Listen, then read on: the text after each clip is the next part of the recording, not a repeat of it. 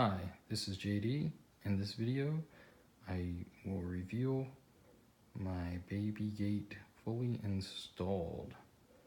So I have the hinged baby gate currently open, and these are the two catch pieces installed on the right side. On the left, the two hinges properly installed there.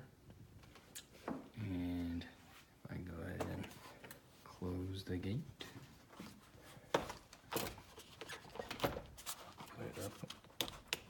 on the catches, and that's how it looks closed. Now if I wanted to go ahead and lock it down, I would just press down here, and I would press on the side here to slide it back and forth easily. So I have to lift it a tiny bit to get it, to make sure it's secure in that catch, and then obviously slide it sideways to make sure it's tight before I press down on that handle.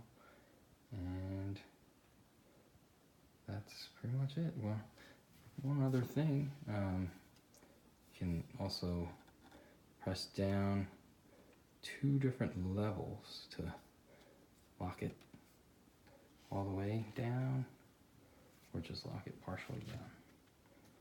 So that's pretty much it. I hope you liked this video, and please subscribe to this channel for more DIY videos. As always, thanks for watching.